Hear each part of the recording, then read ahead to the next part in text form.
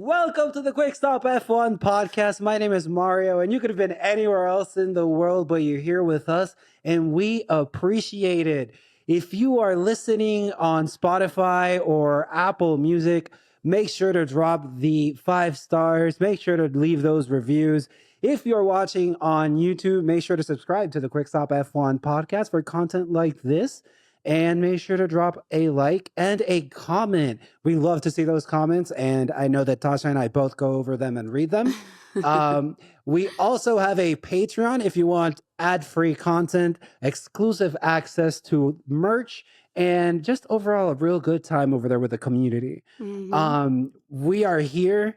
I know it's a bye week, but I am here joined with, look, I don't do this, but they call her a Nepo baby. But this is just so they don't. This is just so we don't realize that she was created in a lab by Nyasha and Tandy. She speaks fluent French after one glass of wine, maybe, probably. Yeah. You see, if Toto overpromises on upgrades one more damn time, she will write a very, very, very strongly worded email. If you think you're good at taking notes, you have not read hers. I won't say anything else. Please welcome or say hello once again to my dynamic, insightful, hilarious, and overall great human co-host. It's Tasha, aka the Glossier. Hello. I don't even know what to say to that. You're right about the email. You're definitely right about the email because I thought so. He's on my shit list. Definitely right about the note taking. I've seen it firsthand. Yeah, firsthand. She has a lot of thoughts. I gotta get them on the page. I gotta get them out. So yeah. How are you? I am doing very well. I am confused why you're okay with like recording a podcast with me when there's not a race weekend, but we'll see what happens. We'll see if this works out, Yeah. I'm excited. I am too. I mean, there's no race going on, but F1 there's always something going on. You know what I mean? Like we're always fed. So yeah, lots to talk about. I think we all, deep down, I think we just love the drama, love the slop. Yeah. I know content. I know people who make content love it, but I crave it. Yeah. I know you're probably listening to this maybe on a Saturday morning or maybe on a Sunday morning, but Tasha and I are recording this during happy hour, so we are both happy and in this hour. So cheers to everyone. If you are drinking early in the morning to drink with us, there is no judgment. This is a judgment-free zone. Yeah. And you can also have a mocktail, so no pressure. You don't have to have a drink. Yeah, we don't have to drink to have fun or be cool here, guys. It's all good. So there is no quality to talk about, but there is a previous quality to talk about. Yes. Tasha. Yes. And that car that's very excited. Did you hear that? Yeah. Every time we talk, it's like somebody's like just down the street. Like everybody has an opinion, Tasha. Everybody has an opinion. Not everybody has a podcast, so they're trying to like get in this podcast. It's just like my dog, except my dog just wants the camera time. Oh, there she is. She's chilling. Because I have terrible memory and you have both good memory and great note taking. I think you have a little bit of info on how we did with our qualifying predictions from last podcast. Yeah, so last podcast, Mario and I, we talked about the British GP and we kind of like gave our predictions at the end. We both predicted a podium. So mine was Max, of course, Lewis and George for like the Mercedes 2-3. Mario, your podium was Max, Leclerc, and then Norris. And somehow between the two of us, we got the entire podium, just like... Yes. So yeah, I thought that was kind of fun. Like our prediction came true. So, to an extent. Definitely. Hey. Co-host, team, yes. we get 2 tries, put them together. We did it. We did it. We nailed it. Yeah. We did it. Look at us. Look at us. Do you think because I think I put a little bit too much faith on that Ferrari. Yeah. Do you think, how do you feel about specifically? Because I don't feel great about my personal Leclerc pick. How do you feel about the Russell pick? Well, I mean, to be honest, like I had confidence in George. I feel like Mhm. he's always really strong in the races, same as Lewis, and I really didn't put it past them to get that 2-3. The Yep. only kind of wrench in the plan were the McLarens. And, I think I remember saying something like, I I can see the McLarens doing well in the race just based off of how they did in quali, but I don't think anybody Mhm. really pictured that race pace being like as fast as No. it was. So No. if they weren't there, I would have been right. But, Damn, that's a great point. Tell him. Tell him. Tell him you don't have the crystal ball, but you still right. predict. Like you don't need the crystal ball. Yeah. So, I mean, and I kind of have to retract, not like a big retraction, but just like a little retraction of, Mercedes, because like we were frustrated. I was frustrated last race, just like Mhm. with the minuscule update package that they brought. But, Hey, it over actually, promises. Over promises. bane And of my existence. they delivered, but I think I think to your Yeah. defense, they promised Yeah. I think they overpromised and delivered something okay, but they overpromised. And Right. that's tough to deal with. Yeah. So that's why I was ready to fight Toto last week. So, but I feel a little bit better now that I've seen like the telemetry and like other like little stats about the race pace. I'm like, okay, it's not, we didn't do that bad, but yeah, it's like, Yeah. I feel like we can do better. That's my thing. I just You know want, who else feels I they just could want do us to do better? better. Leclerc feels Ferrari could do better. I don't know Oh, that I man. agree, but he Yeah. does. I don't know why I picked Leclerc. I think it's his eyes. I think his eyes. Yeah. I think I probably saw a picture of Leclerc before we recorded, and I was like, oh, You were enamored. that dreamy shit. He could make it. He could make it. You know. You believe in him. But I agree. I think I believe in his eyes. Yeah.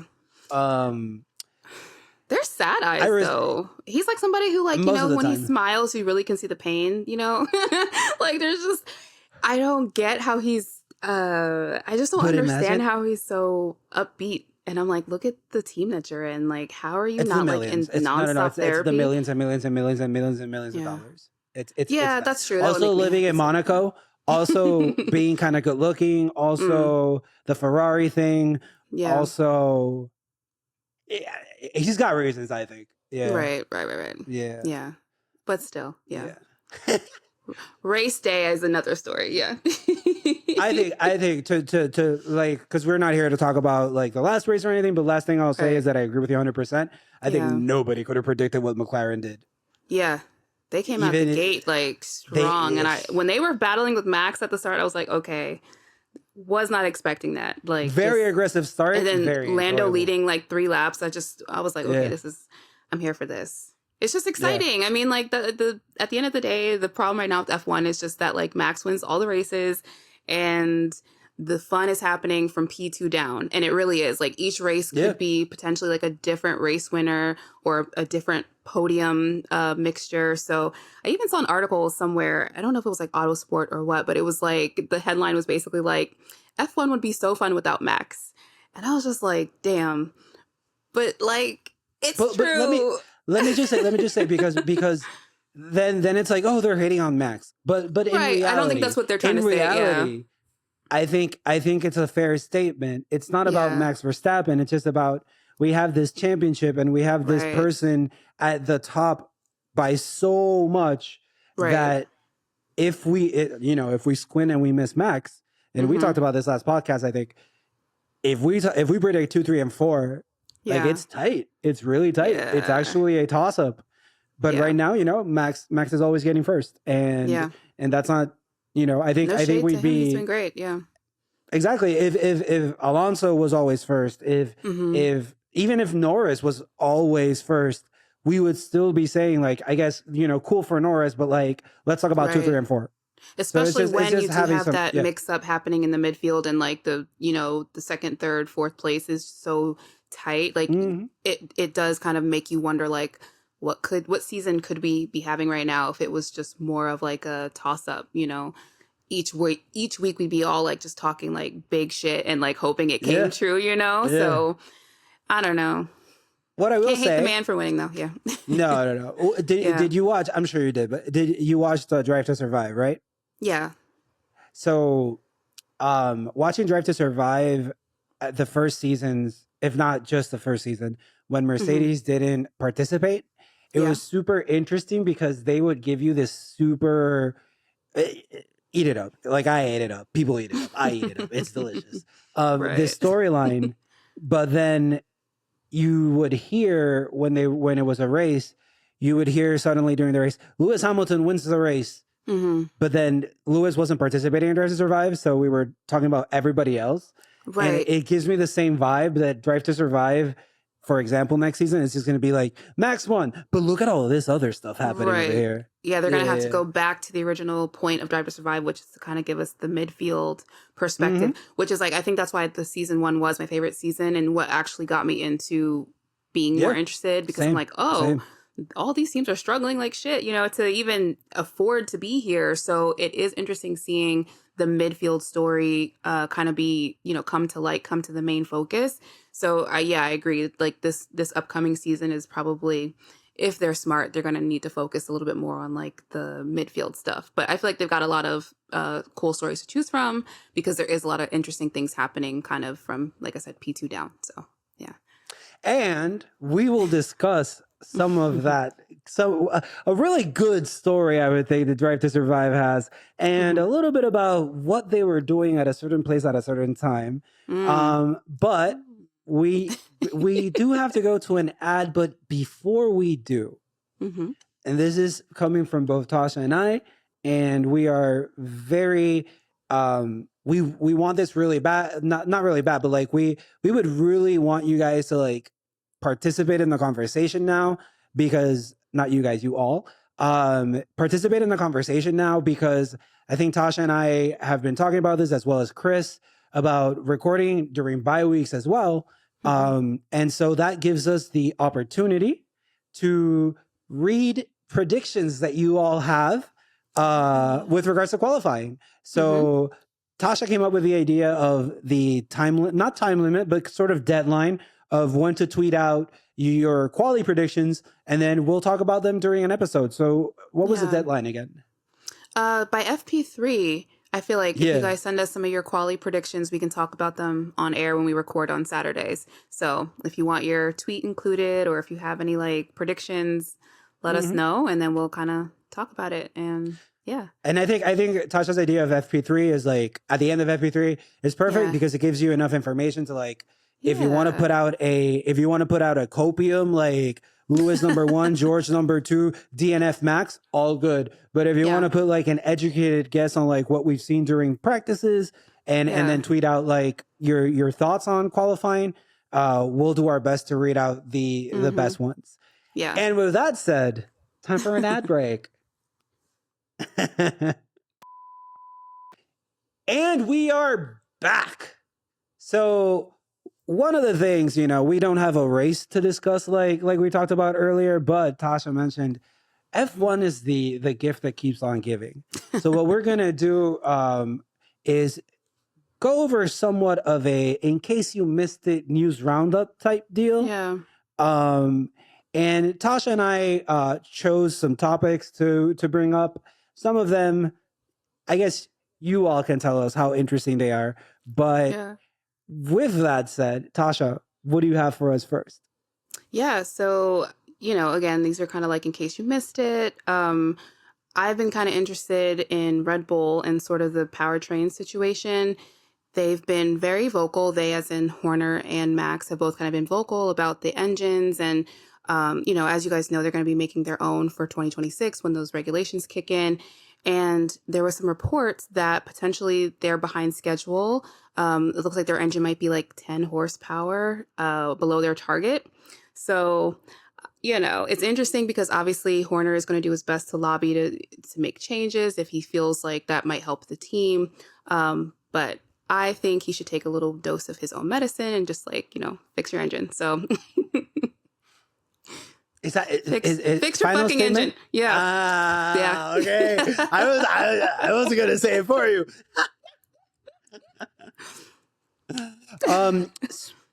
So speaking of, I brought a little bit of some Haas slop because I don't know what my problem is. But Gunther Steiner was asked on the future of his driver lineup and the car in general. And Gunther said, I don't spend a lot of time on it. We need to obviously do it. And we will get our drivers confirmed as soon as possible. He also added, as I said before, I'm pretty happy with our driver lineup now. And with regards to upgrades, he said, we have got some little bits coming for Hungary. We have nothing for Spa. But then after the summer, we could have some upgrades coming. And, definition of insanity, let's just run it back, everybody. It worked last year. It's working now. Let's just run it back, everybody. In other news, some news. So we have basically a situation happening in Singapore with property tycoon and billionaire Ong Ben Seng, who basically brought us a Singapore GP. No. Stop. You pronounce that name like a pro. Well, I just want people to realize. I did not want to mess that up. You did not. I am sorry to interrupt, but 10 out of 10. Carry on. Sorry. Merci beaucoup. So anyway, he is under notice of arrest for potential corruption charges. And basically, they're going to have him surrender his passport when he gets back to Singapore. The reason why this is interesting is because he pays 40% of the fees for the Singapore GP, with Singapore, the country, paying the other 60%. So I'm just going to say, if you've got tickets, if you've got plans to go to Singapore for that Grand Prix, keep your antennas up for the story. I don't know how it's going to develop, but I figure if you got to surrender your passport to the authorities, you potentially are in some trouble. So. Just when you're booking tickets, at the end they ask you like refundable or not refundable. Yeah, Singapore GP people refund. Yeah. In other news, look,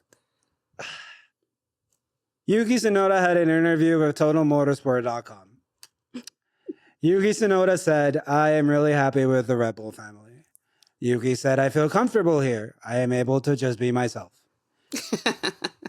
He also said, if there's an opportunity to go to Red Bull, that will be amazing. But like I said, I am not thinking too much about 2024, and there's not much reason to go outside AlphaTauri. Kill me? Kill me now.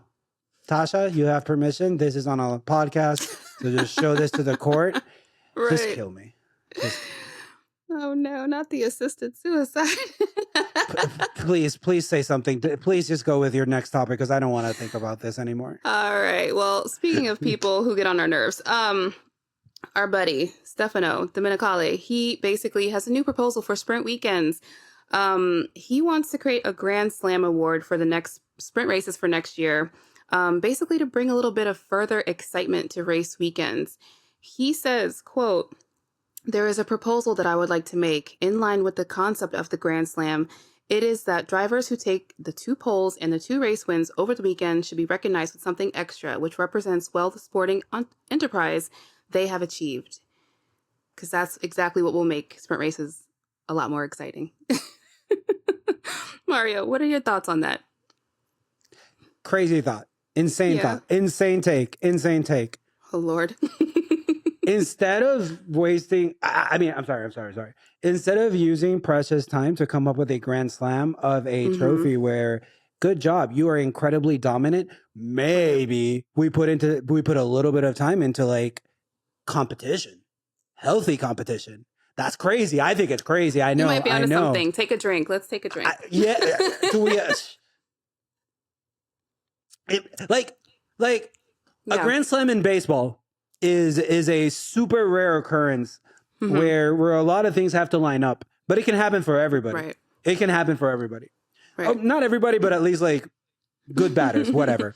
Good luck, good batters. I don't know enough about tennis, but I know that there is a Grand Slam in tennis, and I'm pretty sure that it's winning a bunch of different events. Yes. Right. All 4 for the year. Yeah.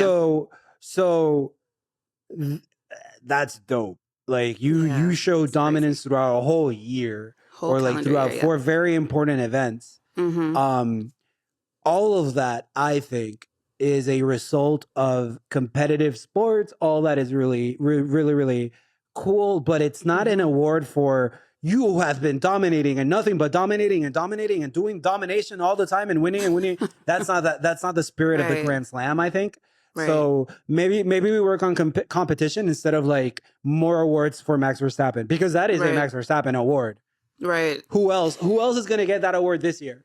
And he doesn't even care about them, which is the funniest part is like he could give two shits if he gets another medal or another trophy. Like he's very indifferent to all of it. So I feel like Stefano's idea of like quote unquote excitement is just very like out of sync with what the rest of us are looking for. Like we want to see some on track excitement, not Tasha, more medals. you just let's clip that and ship it because you like that is such a great statement about the psychology of him. Yeah. That's what he considers excitement. Right. Not 20 cars that can compete against each other or a tight field or like all drivers are relevant. That's not exciting. Exciting is how can we give, and let me, like, I think we both know, like, when I say that's the Max Verstappen award, I'm just saying that because that's what this season has been like. Right. So if that award existed this season, and we could talk about this at the end of the season, but I'm pretty sure that if that award existed this season, Max would have all of them. So it's all like, of them. How about we compete, bro? How about we just compete? Anyways, I thought this was pretty interesting because, you know, I love Ocean's 11, therefore I love Brad Pitt. Brad Pitt was in Silverstone along with the filming crew for the new movie that I can't be bothered to remember the name. Apex. But I was Apex? Mm-hmm. Yeah, people are confusing it with Driven by Stallone, but, you know, definitely different concepts. Are they? No, definitely different concepts. It's definitely not about an older driver that comes back. Well, I meant the confusing the two. Oh, right. Concept, yeah. Look. The only thing that I've read so far is that Brad Pitt comes back from an injury or whatever. He comes back into F1 and you know, feel good movies where I'm going to win. My thing is like, bro, you're 59. Right. Like Alonso is, you know, Alonso in a Red Bull. Right. I don't buy it. Anyways, other than that, he showed up at the driver's briefing, and this is relevant because I got some quotes and they're pretty funny to me. His car was on track. And this has been Chris, you and I spoke about earlier, where it's like they and I read this because I am not smart enough to, like, I think Chris noticed it. I didn't notice it. I read it. They changed the angles of how they presented the British GP because they had at times the Apex car lined up, and the most noticeable time is when they're showing the whole grid lineup before the race starts. They were very tight on showing Max Verstappen at, not Max, but like the front of the grid. And they never showed Valtteri, for example, because Valtteri was 20th and the Apex car was 21st. And they had a whole pretend paddock. It's fine. So some quotes from some drivers.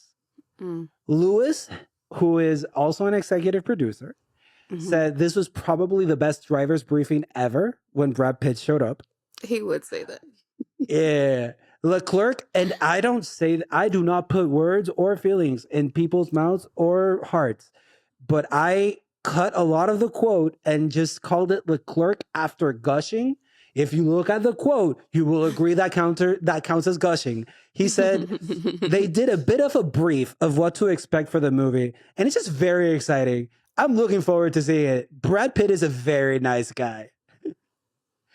Gasly posted a selfie, obviously it's Gasly, and says, I must say it's not every day you get the chance to see Brad Pitt. Fair statement. I don't ever see Brad Pitt. And then finally, I don't pick on Max. I'm just reading his quote. This is not me picking. This is just me reading. Max said, I completely can't be bothered with this. He said a bunch of other things, and then he said, I'm actually not that much into it. And I just want to say two things. First off, we are going to create a stat. And the stat is when there is a recording of a movie that Lewis Hamilton executive produces, Lewis Hamilton is shooting 100% at getting to the podium. Number two. 100%, yeah. Number two. I've talked a lot of shit on wrestling. Luckily not on the microphone, but I've talked my shit on wrestling. And I would outside the recording and thing. You put me next to Dwayne The Rock Johnson, and he's like, do you like wrestling? And I'm like, buddy, I love wrestling. Wrestling is my life. If you go to my apartment and you see what's on the walls, it's all wrestling. It's all wrestling. I respect that Max, around Brad Pitt, he's still like, Yeah. I hate He's this. a hater I hate first. everything about He's a hater like, first and a driver second. And listen. The hustle. In front of Brad Pitt. So he said, none of this shit moves me. And you know what I mean? Like, what can you do? What can you say? None of this moves me. None of this shit moves me. Can you ask me about the race, please? Can you ask me about the race on my car, please? All he cares about, all he wants to talk about is like race and racing. Sim racing. And sim racing. He loves it. He loves it. This Tasha. movie Hollywood stuff, he could give a shit. Yeah. What's up? Tasha. Yes. They were in the driver's briefing. Mm-hmm. Brad Pitt shows up. Right.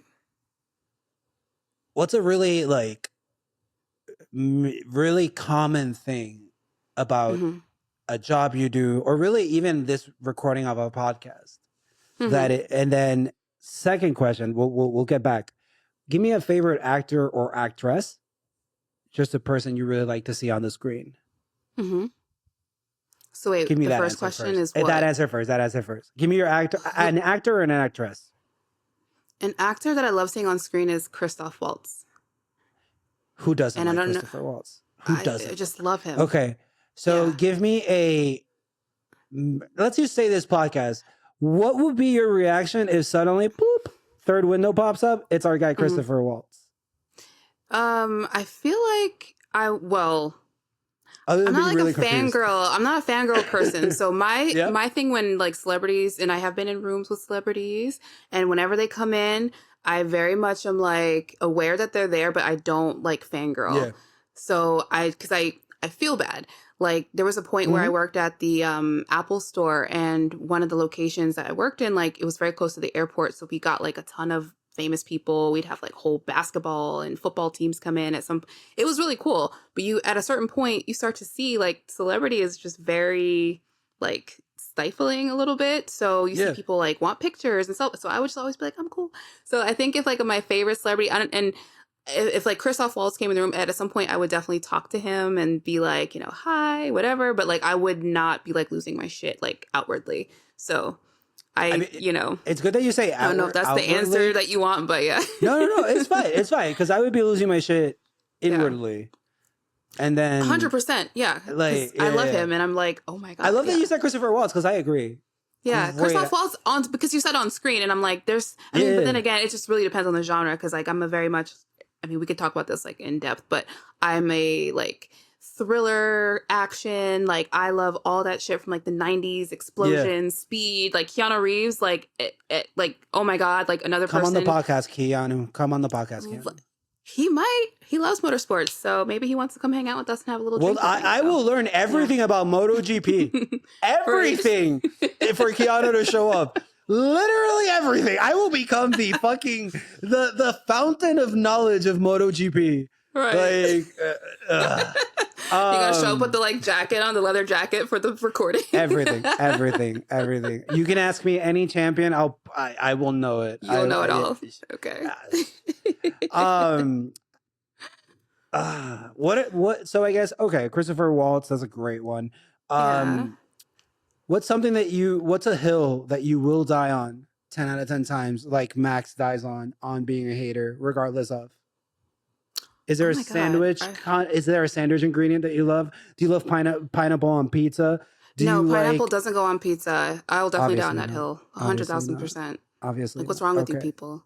Exactly. There you go. Similarly, Max dies on the hill of hate everything and everyone. Yeah.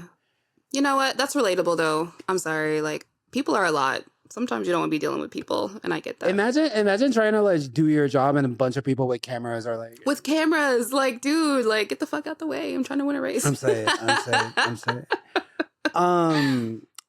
Tasha, it's time to give the people what they want. It's time to serve them the delicious and never consumed in any other sport other than Formula One, good old fashioned slop. So first thing we want, calling it that. I don't know. I think it's like I'm not. No. I am like. You put me that you give me that plate of like that Drive to Survive slop, and I'm like delicious. Give me that same shit next season. I'll have delicious. some more. Yeah. Yeah. Like, can I have more of the slop, please? Like, it's fantastic. It's fantastic. Look. This is breaking news. Breaking news. Yes. Nick DeVries was let go. What? And this is breaking news because I think every media outlet has tweeted at least 25. Danny Ric is back.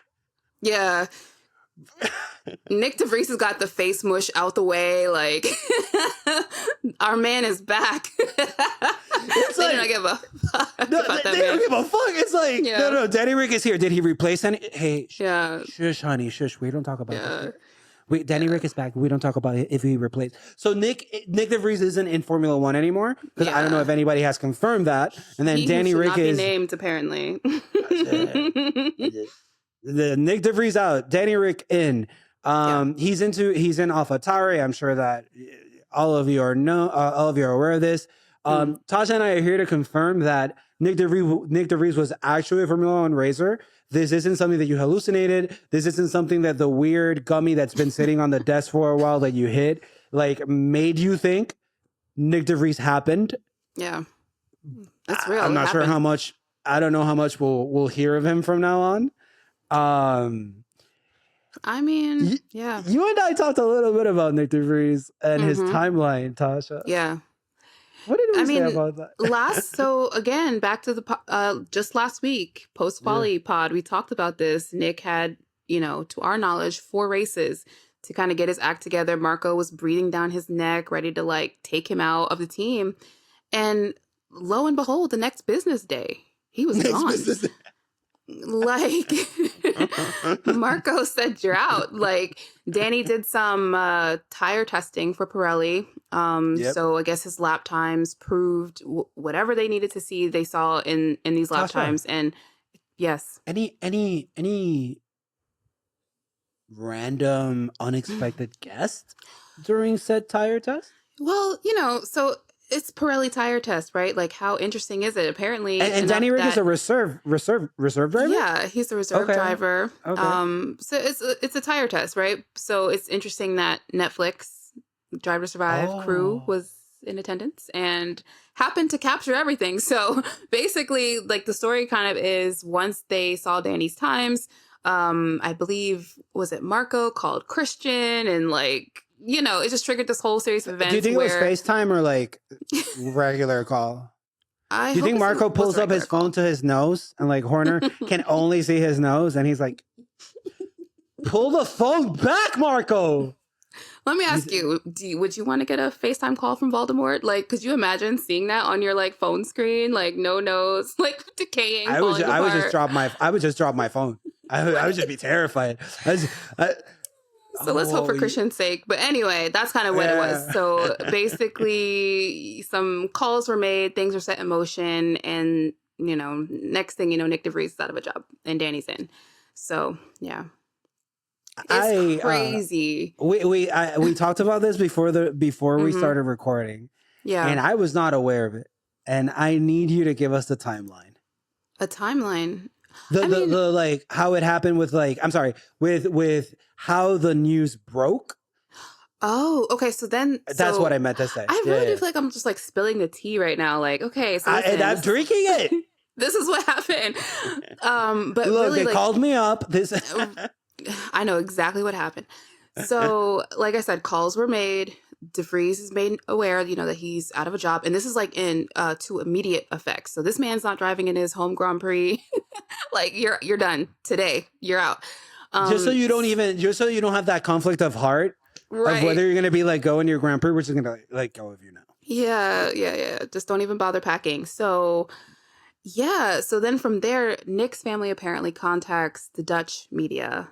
And then this is when kind of all hell breaks loose. And I do remember on Twitter seeing like stories kind of trickle in of like, Danny's in, Nick is out. And then the official F1 account tweeted it. And then AlphaTauri tweeted at the same time, like a couple hours later. So it was fully official by, I think, like the end of Monday or something. Well, whatever day it was, Tuesday. So yeah, it's just like in a whirlwind type of situation. But yeah, it just goes back to, like we said, like he had 4 days last time we heard, and now it's just sort of like overnight you're four out. races, yeah. Yeah. I mean, but to me, I feel like, how do you feel about this? Like, he's a rookie coming into a team like AlphaTauri, who, you know, their car is not great. We've talked about this. But like, how do you feel about him getting cut 10 races into a season? Like, do you think he should have gotten a whole season to prove himself? Or do you think we saw enough? Like, what do you think? I think every driver should get a season. And Yeah. and like I won't like, I understand Nick DeVries is doing terrible. Yeah. Totally get it. But it's not like he's on a Ferrari. It's not like he's in a Mercedes. It's not like he's in the Red Bull. Bro, you're in an AlphaTauri where like Yuki is doing his absolute best to put that bitch in 11th. Right. Okay? Yuki, and I love Yuki. Same. Yuki is praying Shout to out every Yuki. god. Mhm. Yuki is like doing every superstition possible. He's got every voodoo doll of every driver to try and get them some bad luck. Like Yuki is doing literally everything to put that bitch in 11th. Yeah. So, you know, but at the same time, we've not made fun of it, but we've commented on with like Nick DeVries has literally driven into the back of people's cars. And I get it. I get it. That really sucks. Right. But man, give that person a season. Yeah, I agree. What do you think? Like, I 100% agree. It's not like they're fighting for race wins. I mean, nothing that's happening back there where they're at makes any fucking difference. That's like that alone is a greater point. Yeah. That alone is a greater point than anything I said. Is like, bro, he's an anchor for you to, instead of being 9th, being 10th. Yeah. Now, yeah, I agree. It's rough. But I just think in general, me personally, and I think you agree, is like, give the person a year, man.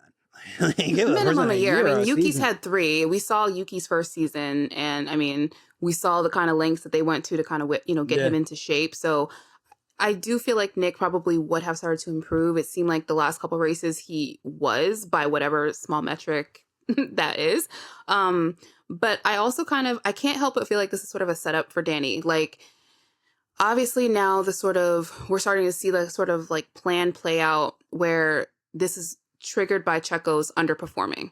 So instead of getting rid of Checo, they get rid of, you know, Nick DeVries, and they put Danny in, and now Danny and Yuki are kind of like in this position where they need to prove themselves because potentially there's this Red Bull seat on the line. So we've been talking about how Checo is kind of strange that nobody's talking about directly replacing Checo. And now it's kind of like, okay, this is how the plan is starting to kind of fall into place. They're threatening him very, very openly now about your seat's in jeopardy. I feel like, though, with Danny, and I've felt like this for a while, is just that, like, I hate that he wants so bad to be in this Red Bull ecosystem because they do shit like this, where you don't really get that much of an opportunity to prove yourself, quote unquote, before you start getting, like, berated and, like, denigrated and shit in the media. Like, how long is it really going to be until, you know, Helmut is on his ass again about his performance?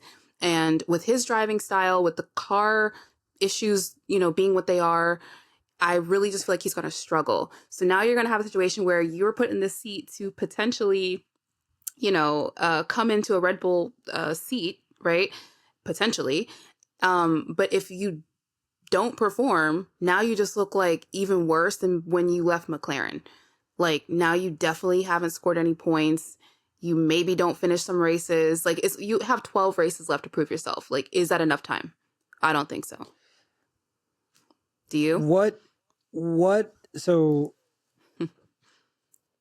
first I need to say something just because this is the only platform that I can put my tinfoil hat on and say something. Yeah. Red Bull released a YouTube video 2 months ago. Tiny boats. It was actually really cool. But it was because it was really cool because it was featuring, who would have guessed? Reserve driver Danny Rick and one AlphaTauri driver Yuki Tsunoda. Yeah. And shocker, great video. It's Yuki and funny. It's a great video. Right. It's a great video. Yuki gets pushed on the beach. He's like, sharks, sharks, sharks. Great video. But Right. like, I don't know. Why are you putting out that video 2 months ago, Red Bull specifically, and Yeah. not a Verstappen Checo or a Nick Yuki? Why are you mixing up your reserve driver in there? Right. Because in my experience, I haven't seen Mick Schumacher in like Mercedes content other than the one picture or when like he gets literally mentioned by drivers Right. that one time. So I don't know. First thing I'll say, or the next thing I'll say is like, this will be a very interesting experiment, I think. What I am interested in is this will be a good, what's more important, more years in Right. Formula One and that experience, or more years in the one team and the one ecosystem and the one car. By that I mean Yuki has been in AlphaTauri for 3 years. Danny Rick has been in Formula One for more years. But who is your, we're all guessing, like, who do you think is going to be more comfortable in that team? Danny or Yuki?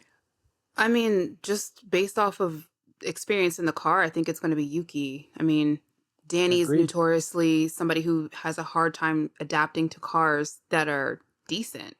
And this car is an actual dog. So I just really, really I don't know that Danny thought this through. I mean, in my mind, I hope that there was some kind of like montage situation where, like in the action movie where like Yeah. the scrawny dude like starts doing chin ups and like push ups and like by the end. Drive to Survival, do it. Yeah. But we need, I hope that Danny has put that work in to stay fit, to stay sharp, to do whatever he needs to do because basically, Yuki is, yeah, he's driving a dog, but like he has that dog in him. So I'm just sort of like, can Danny match that energy in the AlphaTauri? I don't know. And especially like in 12 races, like if he had a whole season in the car, I feel like maybe he would have a chance to kind of get acclimated. They don't do whole seasons over there. Not. Whole seasons? No. Yeah. So I don't feel like, I just feel like Danny, like I said, I just feel like it's such a setup for Danny. I don't know if he sees it like that. Maybe he does see it like that. And he's just like, whatever, we'll go along with it. But I don't see this working out in everybody's head quite the way that it's, this doesn't feel like that Cinderella. Yeah. This doesn't feel like that Cinderella story. It really doesn't. And it's not like you're rooting against it. It's just, what is he supposed to do in an AlphaTauri? Right. You just see the evidence and you just can, you know what I mean? Like sometimes you can see stuff and be like, okay, well, you can kind of like think this might happen, this might happen. Yeah, but I feel like in this case, it's sort of like plain black and white. Like he's either really, really going to struggle or maybe he will surprise us. But I feel like he's going to struggle. So, yeah, best of luck to that man. That's how I feel. Here's a prediction, and I'll go first just to put my hat in the ring. Danny Rick will not outqualify Yuki more than 2 times. Okay. Because I don't see it. Like it's a shit car, and Yuki's doing his best because of what you said, what we've talked about, like comfort in that team, etc. Yeah. I just don't see it. I don't see it. I don't know what's the point. And one thing I'll say really quickly is like, I think Danny Rick had Williams, Haas, AlphaTauri, and other like. Maybe just those 3 teams looking for him when he became a free agent. And he was like, no, thank you. But now you're back in this for what? Anyways. Hate to see you know what? we don't have to guess too much because next weekend we will have a Hungary GP. And as always, Tasha and I will be here to break down qualifying. And we will also be here to read your tweets if you have any predictions on qualifying. And don't even give us 1 through 3. What do you think Yuki and Danny are going to qualify in? Yeah, let's hear that. Even if you think, do you think Danny's going to, you don't even have to give us numbers. Just let us know, like, do you think Danny's going to beat Yuki in Hungary qualifying? And we'll read out those tweets. I am very, very excited to do this show with you, Tasha, and with Chris. on our bye Same. weeks as well. I've been enjoying this very much.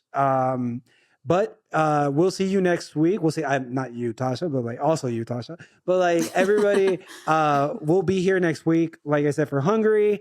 If you're still with us, thank you so much. You can find us, remember, on YouTube, Quick Stop F1. Make sure to subscribe, like, and comment on the video. Like Hit the we said, notification bell. even you haters, make sure to hit it, and don't quit it. So if you're listening on Apple Podcasts, Apple Music, Spotify, etc., leave a review, leave us your 5 stars. Make sure you make your cousin download it. I'm sorry if you've lost a cousin like I've lost a cousin. Like Checo is not my cousin anymore because he decided to stop racing. Pour one out. No, I'm not gonna pour out my drink for that guy. I might at the end of the season if this shit keeps up. Fair enough. I've been Mario. You can find me on Instagram, Twitter, and Threads at Mario_APM. Tasha, where can the people find you? You guys can find me on Twitter, Threads, and now Instagram at Tasha. Wait, hold up. You have a new Instagram? Yes, because I didn't want to connect my Threads I saw you on the recommended, and I was like, I'm not going to follow her. Not to follow me. See? Because I felt I was like, is this her? Is this her like private? I was like, is this her like private account? I don't want to be too clingy. Yeah. Like we're already it's weird, we're already co-host. Right. He's like, I don't want to follow her everywhere. No, but like, I don't want to seem clingy. People have been following me who know me, so I've been like, I didn't realize that Instagram has been like recommending it to people. I just thought it was like my little burner account that I would have. So anyway. That's why I didn't follow it because I didn't know if I was like intervening. It like put it, it's a burner account. I never know. Although maybe now it's not. Considering you put your face and your name. Yeah. Maybe it's not a burner account, It's not a burner account. Anyways. Now it's all connected. It's all one ecosystem. Tasha at Tasha. So yeah. Yes. Also, Chris Tripsy on Twitter and Insta as well. Thank you very much for everybody watching. Hopefully you like this. Make sure drop those comments. Make sure to tweet out your predictions for qualifying. And yeah, thank you very much. Tasha, take us away. Well, as always, thank you guys so much for listening. And remember, no matter what happens, please keep it on the black stuff. Bye. Bye. Look, mate, if you've got this far, clearly you like what we do. So here's a link to subscribe to the Quick Stop F1 family. Give that a click. And here's another link to some more cool on our channel. Sorry, cool stuff. And remember, no matter what happens, keep it on the black stuff. Click the stuff. Click the links. Click the links. Click the links. There. They're there.